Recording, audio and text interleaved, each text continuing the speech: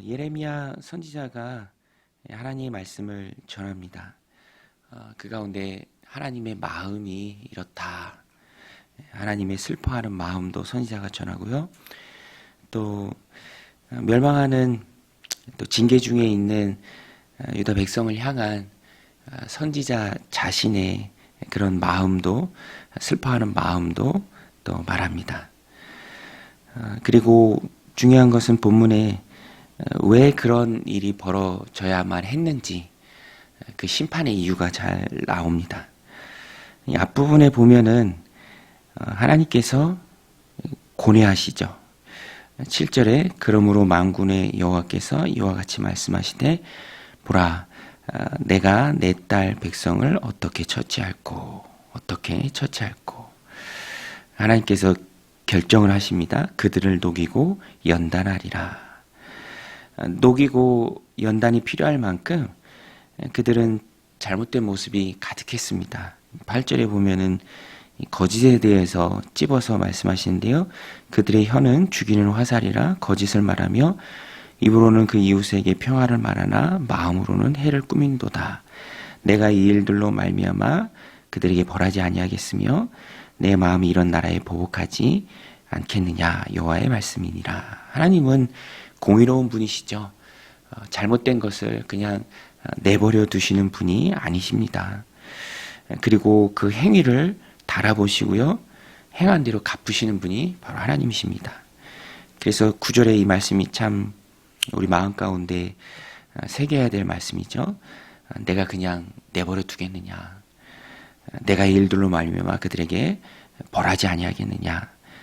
이런 일들을 행하고 있는데 내가 보복하지 않겠느냐. 여호와의 말씀이니라. 내 행위가 불러오는 게 무엇인가 우리는 늘 말씀을 통해서 돌아봐야 합니다. 하나님의 기쁨인가? 그렇지 않으면 악한 일인가? 오늘 본문에 보면 선한 일 반대편에 있는 그런 악한 일, 혀, 입, 마음 이렇게 골고루 나오는데요. 그것들이 다 세우는 일, 또 선한 일, 생명을 살리는 일, 그런데 쓰임 받아야 합니다. 우리의 몸과 마음이 하나님의 마음을 흡족하게 하고 또 영혼을 살리고 공동체를 세우고 선한 일에 쓰임 받는다면 그것은 하나님의 기쁨을 불러오는 나의 행위가 되는 것입니다. 하나님의 징계가 아니라 하나님을 위해서 사용되어지는 우리의 몸과 마음이 될 때 그것이 하나님께 기쁨이 되는 것이죠. 또 10절부터 11절에 보면 예레미야의 탄식이 나옵니다. 핵심은 하나님께서는 예루살렘도 아까워하지 않으신다라는 거예요. 징계하시고 또 연단하실 때, 벌하실 때 하나님의 이름이 있는 성전이라 할지라도 아까워하지 않으세요.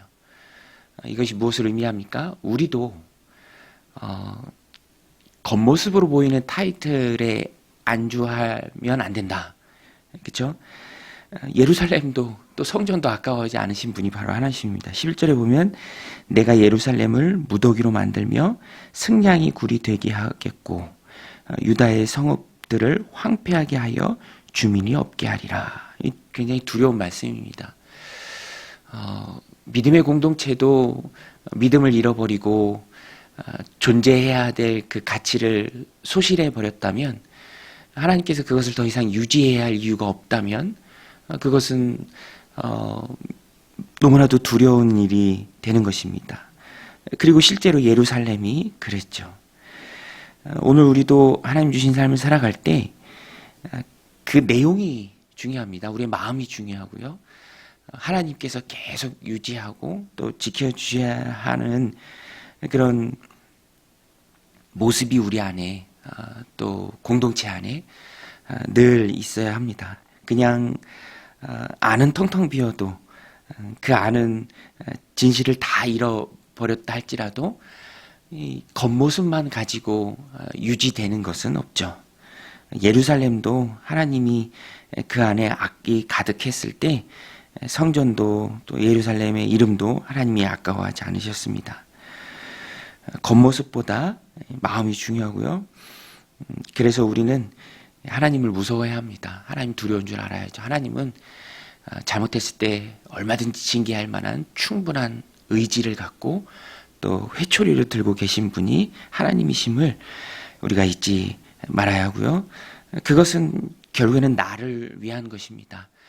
돌이키고 또 온전해지는 것을 위해서 하나님이 그렇게 하시는 것이죠.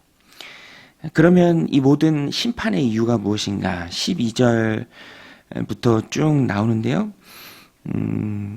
13절에 보면 여호와께서 말씀하시되 이는, 이유가 쭉 나오죠. 이는 그들이 내가 그들 앞에 세운 나의 율법을 버리고 내 목소리를 순종하지 아니하며 그대로 행하지 아니하고, 14절 그 마음의 완악함을 따라 그 조상들이 자기에게 가르친 바알들을 따랐습니다. 그러므로 만군의 여호와 이스라엘의 하나님께서 이와 같이 말씀하시니라. 보라, 내가 그들 곧 이 백성에게 쑥을 먹이며 독한 물을 마시게 하겠고, 쭉 심판의 내용이 나옵니다. 이유는 명확합니다. 순종하지 않았고요, 마음의 완악함을 따랐기 때문입니다. 그러면 이 명백한 이유 앞에서 오늘 우리는 어떤 삶을 살아야 할 것인가? 우리는 하나님 말씀에 순종해야 합니다. 너무나도 명백하죠. 하나님 말씀에 순종하고, 울타리 같은 거죠. 그 안에 이렇게 하나님이 넣어두셨을 때 그 안에서 순종하면서 하나님 주신 복을 누리는 것이죠. 밖으로 나가지 않는 것입니다. 그런데 이스라엘 백성들은 순종하지 않았고요, 마음의 완악함을 따랐습니다. 바알들을 섬겼죠. 우상을 숭배했습니다. 결국에는 그것이 이유가 돼서 하나님의 심판을 받고 또 잡혀가고 흩어지고 또 칼이 따라오는 그런 비참한 인생을 살아갈 수밖에 없었습니다.